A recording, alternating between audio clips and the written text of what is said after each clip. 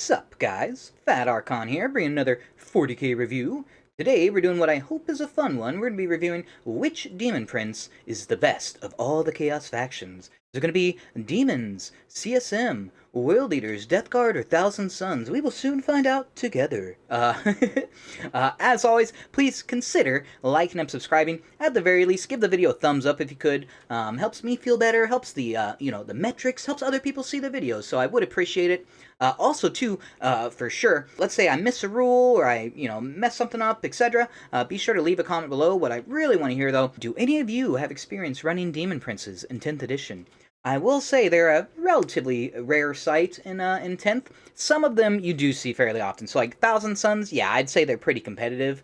You do see them in quite a few, like, even competitive lists. The rest, not as often. I will say, I myself have been dinking around with like the Chaos Demons version, and I've been pretty pleasantly surprised by his performance on the table. So they're not, that horrific. One thing I especially love about Daemon Princes, let's say you have a smaller collection or you're like just starting an army, they make a perfect like pseudo centerpiece. Like sure, they're not huge or whatever, but they're definitely going to stand out, especially the brand new version. I actually just bought one earlier this week. I finally got the new version. I've been wanting it for like over a year, and I love it. Absolutely, it was a blast to put together. Looks sick on the table. Still need to paint it, but even as is, looks awesome. So again, I think they're perfect for newer players. Chaos Demons, excellent example. Maybe you don't own all the greater demons yet. Hopefully you got a few. I mean, you are playing demons, but maybe you don't have, like, all of them. These guys make an excellent runner-up. Maybe you just need a big fat boy to throw on the table. By all means, man, throw a Demon Prince in there. So I'm gonna try to keep this simple. So for scoring, we're gonna rate them on a few different like metrics. So we're gonna do what? We're gonna do points, army/detachment, enhancements, and then obviously the datasheet abilities. I'm basically just gonna give them a point for each one they like top the other guys for. I will say I don't script any of my videos, so not even I really know who's gonna win. I think I have an idea of who might, but I don't know for certain yet. Again, hopefully this is a fun video. I want to do the CSM. I want to do an update video for CSM after the point update, but I'll be honest, with the Codex, like, just right around the corner, like, hopefully within a month or so, I'm still on the fence about it. That said, let me know if that's something you guys would be interested in, or if there's any other subjects you guys would like to see. So, to start off, we'll go by points. So, GW very recently, like just a week ago or something, shook it up, and it was very much needed. So, a few of the factions got some point drops and adjustments. 100% super needed. Like I said, Demon Princes aren't the most common sight right now, so they definitely need a little bit of love, and they definitely push them in the right direction. Unfortunately, not all of them got some love, so unfortunately a few of them are still paying the premium for it. That said, we'll see if everything else they bring makes up for it. So to start off with, we got Chaos Demons. So again, they pay full price. So 200 for the foot version, 195 for the winged version. Something you're going to notice is that the foot versions are often more expensive. Not always, but often more expensive. And usually they bring, usually they're more of a buffer, and then the winged versions are more of like self-sufficient for the most part. So unfortunately, Chaos Demons, they're paying a pretty high price for what they're bringing. CSM, however, they just got a points drop on it. So 165 for foot, 180 for flying. That's much better. That's much closer to where we want it to be. World Eaters, unfortunately, are still paying premium, so 200 and 195. We'll find out in a short bit why that is, though. I think while it is a little too high for what I'd want, like, there's a reason they're expensive. Death Guard, somewhat surprisingly, they have the cheapest at only 160. The winged one is still spendy though at 195. Kind of makes sense. They're supposed to be a slow army, so I could see kind of what GW is going for. And then finally, Thousand Suns, a theme that's follow Thousand Suns the entire edition. They have a relatively cheaper profile. For how good of a profile they're getting, they pay a relatively cheaper price. Forge Fiends, what? Forge Fiends are like 135 or something ridiculous. Yeah, I'm very jealous of Thousand Suns.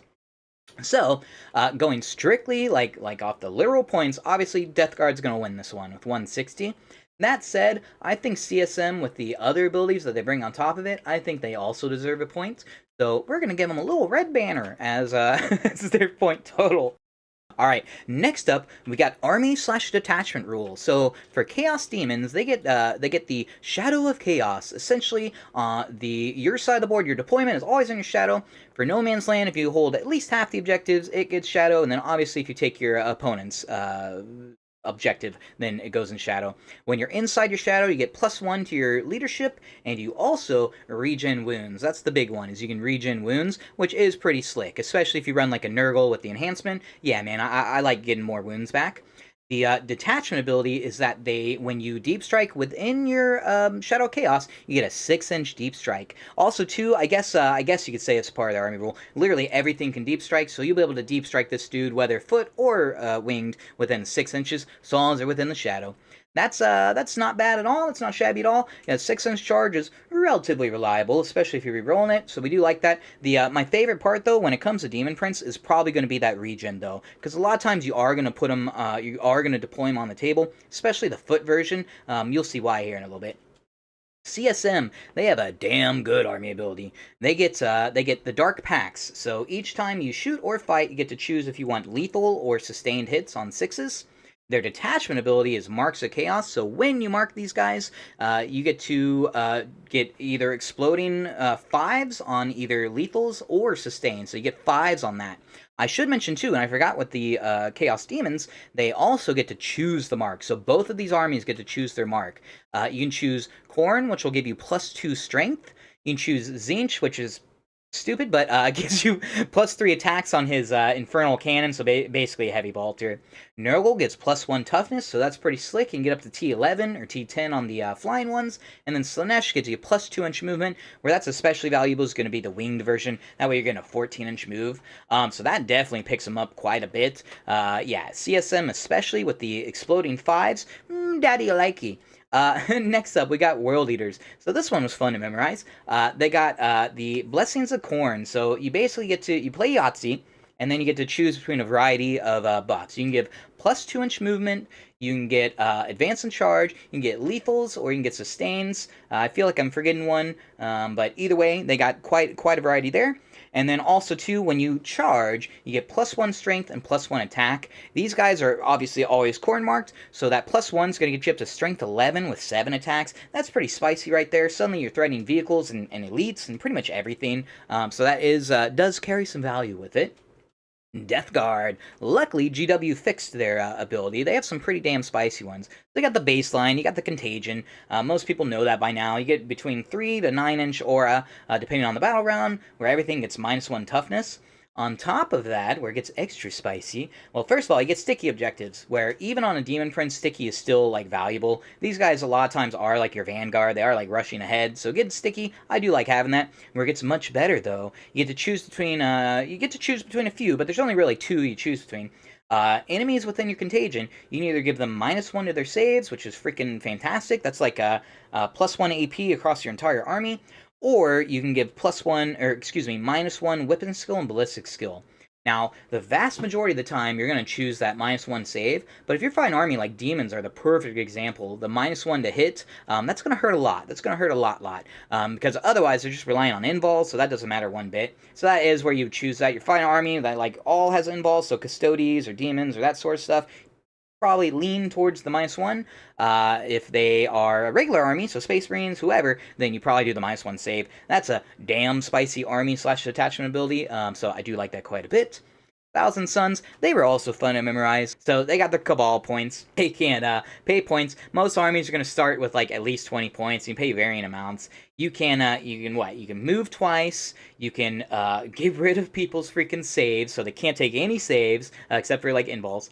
You can do a Doom Bolt. That's probably my favorite. So you can do between, what is it, D3 and D3 +6 mortal wounds, so average 8 mortal wounds. Pretty intense there. And again, I believe I'm forgetting one, but whatever. For their detachment, though, the detachment, they can choose between, what is it, lethal, sustained, or I believe precision. No, dev wounds. Lethal, sustained, or dev wounds on their psychic profiles. Luckily, their melee is all psychic, so yeah, getting dev wounds on that, pretty relatively valuable. Getting the lethal or sustained, much more valuable.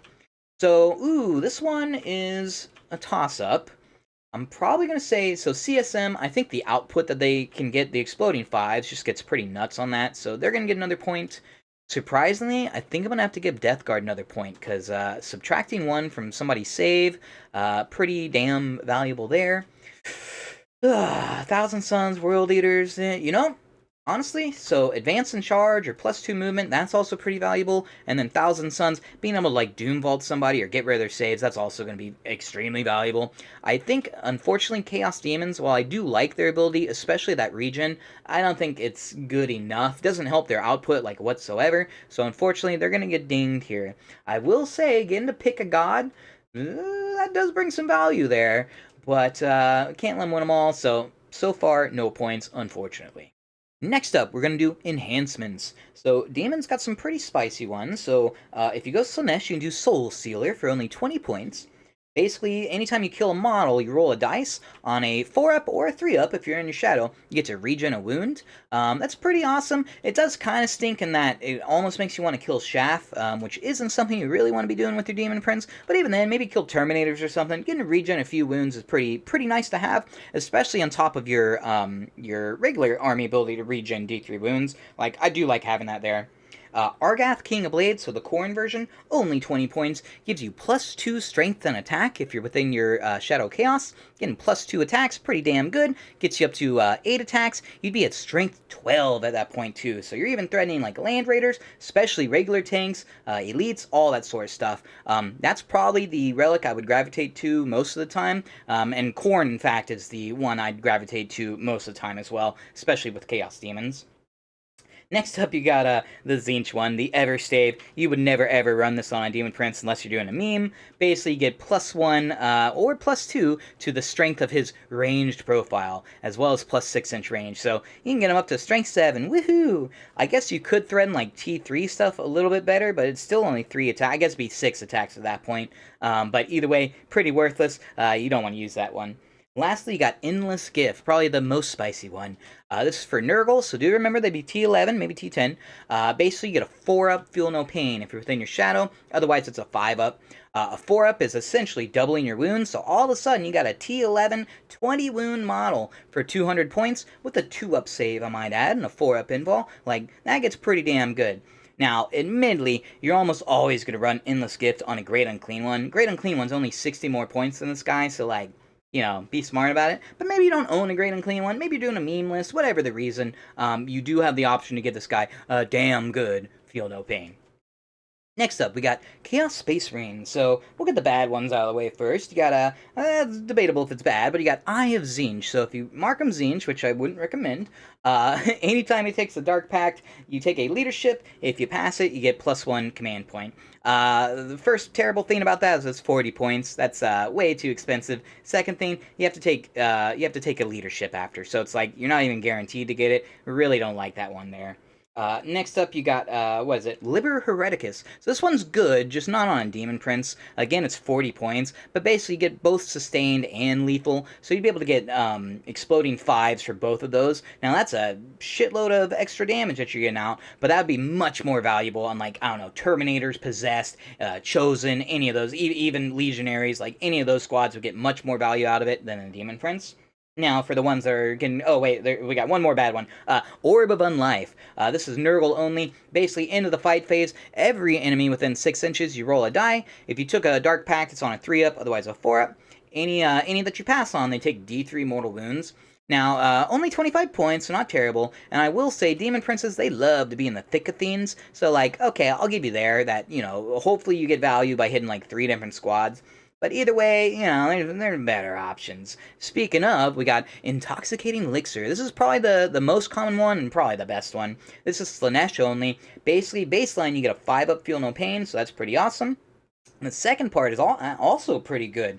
Anytime you do a Dark Pact, whether it's shooting or melee, you choose an enemy unit that you hit, and they have to take a Battle Shock test. I like it because you're getting that twice a turn if you're shooting and meleeing, and you're doing Dark Pacts on both. And honestly, with the 5-up Feel No Pain, yeah, I'd be tempted to do that, even though like your shooting isn't the best ever. Forcing a Battle Shock, it's actually okay. It's funny, Battle Shock, like, over 10th edition, I've learned to, like, kind of appreciate Battle Shocks a little bit more. Beginning of the edition, I'd, like, laugh them off. Nowadays, there's times where they come up.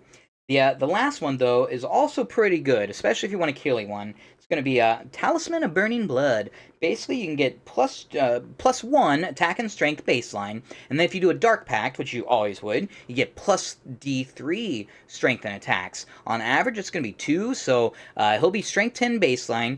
Hopefully you roll 2, hopefully you roll 3, in fact. Suddenly you'd be strength 13. Now you really are threatening land raiders and that sort of stuff with 9 attacks. Yeah, it gets pretty damn spicy. Again, for only 20 points. I really like the Talisman. I do think Intoxicating Elixir is probably better, because that 5-up Feel No Pain, you're essentially 15 wounds with the 2-up save at that point, but Corrin is definitely runner-up there. For World Eaters, you got a few. First of all, you got Battle Lust. 15 points gives you a free Heroic Intervention. That actually is pretty spicy, especially on a model like this with the Strength 10, 6 attacks, well, 7 attacks at that point, Strength 11 at that point. I actually do like that one a fair bit, and it's pretty cheap, so I would consider tossing that on. Next up, you got Favorite of Corrin for 20 points. I don't think he'd really use it on this model, because he's normally in the front lines. Not the most survivable thing ever, but basically you get to re-roll your Blessings roll. That does have some value, but I'd throw that on like a Master Execution or something like that. Next up, and probably my favorite, you got Berserker Glaive.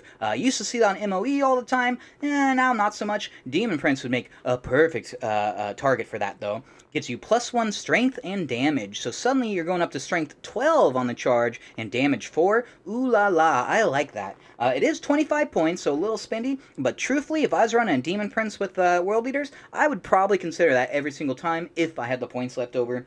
Lastly, you got Helm of Brazen Ire. This is also a contender for the best one. Lets you have incoming damage. So that's a huge deal on a model like this. 2-up save, T10, 10 wounds, like pretty survivable, but not the most survivable. Having damage, yeah, he's going to take some like real firepower to take care of. Again, 25 points, so that's a fair price for that. Really is a toss-up between that and the Glaive. Those are all damn good freaking enhancements. Next up, you got Death Guard. So theirs leaves a little want, but I will say they're all like really cheap. So the first one, the Droning, only 10 points. Basically, if an enemy fails a battle shock within 6 inches, you roll a dice. On a 2 to 5, they take 1 mortal wound. On a 6, they take D3 mortal wounds. Yeah, even though I was talking about battle shock being like better than I thought it was originally, it's still not that good.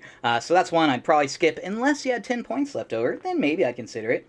Next up, you got Deadly Pathogen, and this is probably the one I'd choose for this guy most of the time. +1 strength and attack, or +2 strengths and attacks if you're near an infected objective. Again, these guys like to be like in their opponent's face, so it won't be that uncommon for you to be near an infected objective. They do also have the contagion range, so it goes out 9 inches, so you get that pretty often. +2 strength, +2 attacks is actually like vital on this guy. Suddenly they're going to 8 attacks and strength 10, so their biggest weakness being strength 8. Strength 10 takes care of that. That is definitely the one I would run on this guy. Next up, you got Living Plague. It's 20 points, so relatively expensive. Gives you +3 inch to your aura ranges. He does have... Yeah, okay, so it would key off of his datasheet ability, Grandfather's Blessing, which we'll do later. So there's a little bit of value there. For 20 points, though, truthfully, I'd probably pick something else. Lastly, you got Shamble Rot, -2 to enemy charges. That is a really good enhancement, and one that you'd see in like almost every Death Guard army, it seems like. Daemon Prince, though, it's kind of questionable, because again, you're going to be in their face. That -2, it will come up from time to time, but I'd rather go for the +2 strengths and attacks, honestly. Lastly, we got Thousand Suns. So they also have some pretty damn spicy ones. First one, Arcane Vortex, 25 points, so pretty expensive, but it gives you +1 strength and +1 damage. So the strength 9, not too important. There's a few T8 profiles out there, but not that many. Going up to 4 damage, though, yeah, that's where it gets pretty damn spicy. Next up, you got Athenian Scrolls. 20 points. In your command phase, you get +1 Cabal point. Yeah, you know, whatever. I don't think one Cabal point is really worth 20 points. Maybe if you're, like, desperate for it in your army, but that's definitely, like, a skip in my eyes. Next up, you got Lord of the Forbidden. This is 35 points, so it's pretty spendy, but it lets you use a ritual twice, even if somebody else has already used. Alright, that's pretty damn hot. Reason being, you can do the Doom Bolt twice, you can get rid of 2 different units, saves, you know, etc., etc., move 2 units twice, like, okay, that gets pretty damn good there. Really spendy, and honestly, optimally, you'd throw that on a different model, like an Exalted Sorcerer or something, but this guy, maybe, you know, maybe you got some tricks up your sleeve, okay, I could see it working there. Last up, you got Umbralific Crystal. Basically, end of your command phase, you remove the unit, and then at the end of your upcoming movement turn, you get to deep strike them in. That is a damn powerful ability. Again, I think it might work better on like rubrics or Terminators and the sort. But this guy, he would be a runner-up. I will say one of them. I forget if it's the foot version. No, okay, winged version basically, essentially already has that built into his profile, so you would skip it there. But on the foot version, I could see some value there. I will say the Arcane Vortex, that first one for +1 strength and damage, that's 100% where I'd be looking if I was running a Daemon Prince. So you got some options there. As for the best one, I would think World Eaters for sure, because getting the, again, extra damage, like, definitely like that a lot. And then I'm gonna say Thousand Suns as well. Again, that I obviously I'm rating +1 damage quite highly, so I think they both get it. CSM, theirs are too expensive. Chaos Demons, ooh, they're okay, but I think they belong on Greater Demons more than the Demon Princes. So unfortunately, I think I'm gonna have to skip it for them.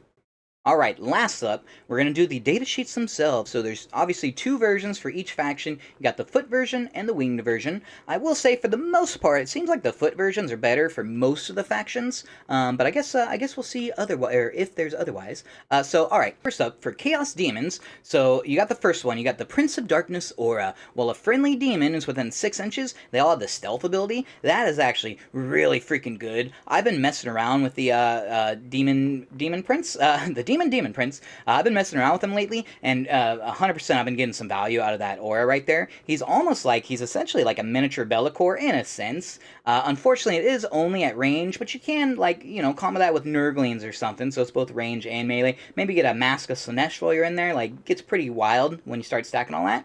His second ability, and another one which has been like not a game saver, but a unit saver, Unholy Vigor. Once per battle, at the start of any phase, you can give this guy a 3-up invul. He essentially becomes like invulnerable at that point, because you can also spend a CP to let him reroll ones.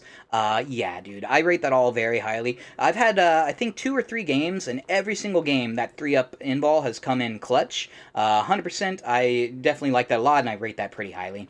For the winged version, so you got Malefic Destruction. Once per battle, at the start of the fight phase, you can use your ability. If you do, you add 3 to your attacks characteristic.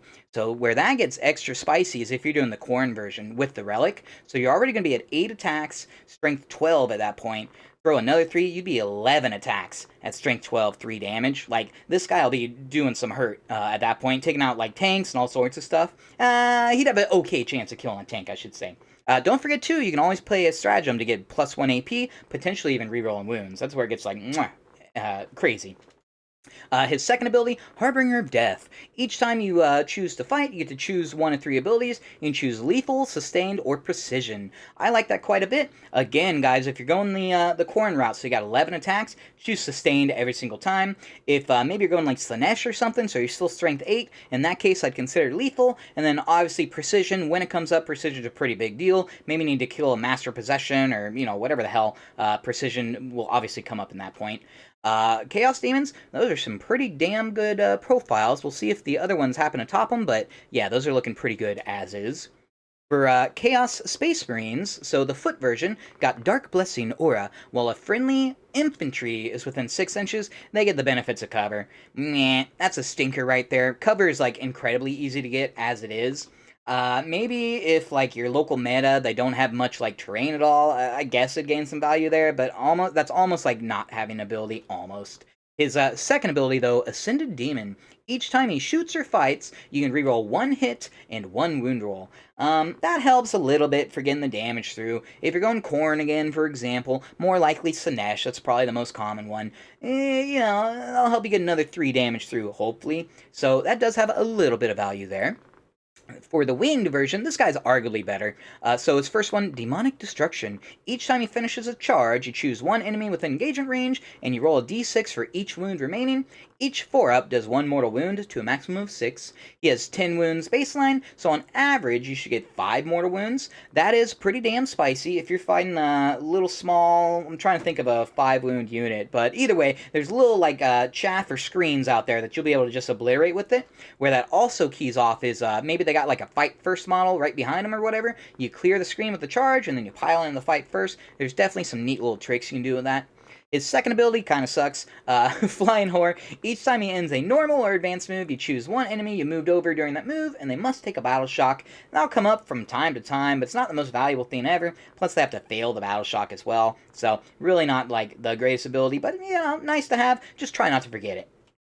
Next up, you got World Eaters. So they have a really good one for the foot version. So I will say I got FAQ'd. So this data card I have is slightly out of date. Basically, the Infernal Fortitude Aura. While a friendly World Eater's infantry is within 6 inches, they get a 5-up in ball. If they already had an in-ball, then they get a 4-up in-ball. So that's like super money on Exalted, 8-bound. Even Jackals, all of your infantry are going to benefit from that. And World Eaters tend to have a boatload of infantry as it is, so that's going to help a lot of your army. That's the reason why this guy's so expensive, because that is such a powerful ability. That's practically like a Noctilith Crown that's mobile. I do like that like a lot. His second ability, Devastating Assault. Each time he makes a charge until the end of the turn, your melee gets dev wounds. You only have, you'd have 7 attacks on the charge, so you're not going to get that many dev wounds. You get maybe 1 on average, but still, every little bit helps, and maybe you're fighting like Terminators or something. Yeah, getting past their in-ball and their 2-up save and all that, like, okay, that does have some value in it. For the winged version, you got Bloodied Tear. At the start of the fight phase, each enemy unit within engagement range must take a battle shock. I do like that because maybe you like magically get into engagement of 3 different units. That's 3 units, so you're going to have to take a battle shock there. That does have a little bit of value. His second ability, Oath to Khorne. At the start of the battle, you choose one enemy unit from your opponent's army, and you can reroll all your hits and all your wounds against it. That is pretty awesome. Maybe they got like Abaddon or something super valuable, and you want this guy to butcher him. Obviously, you just choose him as a target. Obviously, has some value there. Next up, we got Death Guard. So, the foot one, alright, I'll say one of his advantages being T11, I guess. They also have Plague Spears, so everybody else has the Heavy Bolter. These guys have the Anti-Infantry 2-up Flamer, so there is a bit of a difference there. A lot shorter range, only 1 damage, but still has some value. For his abilities, though, so alright, he's got Grandfather's Blessing, Aura Psychic. While a friendly Death Guard infantry is within contagion range, they get a 6-up Feel No Pain. I guess I shouldn't say that sucks, like that does have some value. That's almost essentially like a 20% toughness boost for all your infantry, but the fact that only affects infantry, like, not the best thing ever. And the fact, too, that he only has 1 ability where literally every single one has 2 abilities, like, it's kind of a stinker. Kind of makes sense why he's only 160, though. For the winged version, so Warp Whore. Each time this model ends a charge move, you choose one enemy within engagement range, and they must take a battle shock. So it's like a much lesser version of the World Eater's Daemon Prince. And then Devastating Assault. Each time you finish a charge move, you get dev wounds until the end. We just went over that. You're lucky to get 1, maybe 2 if you're like especially lucky dev wounds through. And it does add a little bit of value, but not that much. Lastly, we got Thousand Suns. So these guys have some pretty damn good profiles. So for the foot version, you got the Weave of Fate. Once per battle, at the start of any phase, you choose one friendly Rubric or Scarab Occult Terminator within 6 inches. Until the end of the phase, they all get Precision. I actually really like that. Hero Hammer is definitely a theme. Every army has like leaders, like you have to bring it. In case you go to a tournament, you get not the ritual, but whatever the one where you need characters. Like every army's bringing characters, so I do like Precision like a lot, to be honest. Can you imagine 10 Flamers going into I don't know, Master Possession or something? It gets pretty wild there. His second ability, Glamour of Tzeentch. While a friendly Thousand Suns unit of any kind is within 6 inches, they get Stealth. Again, that is huge, just like the Chaos Demons. I will say Chaos Demons, they get more value out of it, because they're like almost completely a melee army, whereas these guys can have a variety of shooting and melee, but still, -1s to hit, those are huge. Those add a lot of resilience. Much better than like a 6-up Feel No Pain. For the winged version, you got Sorcerous Fire. Each time this model ends a normal move, you can select one enemy that you moved over, and you roll 9d6. For each 6, you do 1 mortal wound. That is a terrible ability. On average, you'll do 1.5 mortal wounds. It's almost not even worth, like, doing. Obviously it is. Also, too, it's only a normal move, so if you advance or fall back or any of that stuff, you don't get to do it. So that's kind of lame there. His second ability, though, makes up for all that and then some. Aether Stride. At the end of your opponent's turn, if this model is not within engagement range, you can remove it from the battlefield, and in the reinforcement step of your next movement phase, you can deep strike him down. Basically, he gets a free Realm of Chaos that Chaos Demons would get. Where that's awesome is if your opponent goes first, you can pick him up and then first turn deep strike this guy. That has a boatload of value. I will say Thousand Suns are like pretty damn mobile with the double move and all that stuff. So, like, not the hugest thing ever, but it can help you score secondaries right from the get-go. I rate that extremely highly. So for profiles, ooh, that's gonna be a tough one. I think finally we get Chaos Demons on the board. The 6-inch stealth is like huge, and the 3-up invul is also huge. The winged one not as good, but you can make them a blender. So actually, I do like that. If you're doing corn, like that's a pretty fun way to do it. That's a boatload of damage you get to throw out.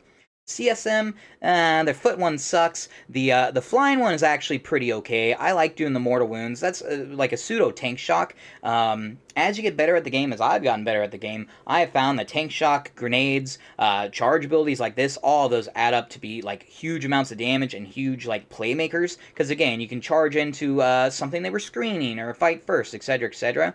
I do like it, but I'm not sure they get a point for it. The World Eaters definitely going to get a point. The foot version is huge. Getting a 5-up or a 4-up feel no pain is like insane. Flying version, he's okay. Getting a reroll hits and wounds is like alright. Battle shocks, but nothing to write home about. We will give him his point. Death Guard, they're kind of laughable. 6-up feel no pain does have some value to it, and he is only 160 points, but not the best thing ever. Flying version, causing a battle shock and getting dead wounds, those are almost like non-abilities, practically. Really, really lacking their Death Guard. And then Thousand Suns, ooh, I'm gonna have to give it to him. Both the versions, in fact. The stealth for any model, doesn't have to just be infantry or whatever, is like pretty awesome. Getting precision, also pretty damn awesome, and like hilarious when it comes up. And then the winged version, being able to do a turn 1 deep strike, that always brings some value. So, let's see, it looks like we got a tie. So, World Eaters and Thousand Suns. And honestly, I'm not one bit surprised. Coming in, I had a feeling World Eaters would get it. Or, excuse me, Thousand Suns would get it. World Eaters, after, after doing this video and being reminded all this stuff, yeah, I think they deserve it too. I do think Chaos Demons, and the Greater Demons just, like, outshine these guys by so much. I guess I'm not that surprised they get down. CSM definitely deserve to be a runner-up. And Death Guard, I'm kind of surprised that they have that many, but really, if you consider the price and the the toughness to it, they kind of deserved it. Enhancements too, we got some spicy enhancements. Pretty much like Daemon Princes. I realized that as I was preparing for this video. Daemon Princes are like made for enhancements, or I should say other way around. Enhancements were made to go on Daemon Princes, so I do applaud GW with that. I am so freaking excited to see our codexes. CSM is right around the corner. What's cool, this should give us a glimpse into what the future codexes might get. I really hope they don't gut CSM too much. I doubt it though. 8 attachments, like, yeah man, the odds of getting screwed over are pretty low there, so I'm quite excited. Anyways, hope you guys enjoyed the video. I wanted to just do a relatively short, like, fun one, so I hope you guys got some enjoyment out of it. 1000%, I want to hear. If you guys have experience running Daemon Princes on the table, let me know. I would love to hear it. If you guys have any suggestions for, like, the best ways you run them, or, little combos, any sort of stuff like that, by all means, leave a comment below. I'd also be curious, what do you guys want to see next? Are there any videos you guys are, like, hankering to see? Is there anything I missed in all, like, my reviews and whatnot? Anyways, again, thanks for watching, guys. Good luck out there, and have a great rest of your night.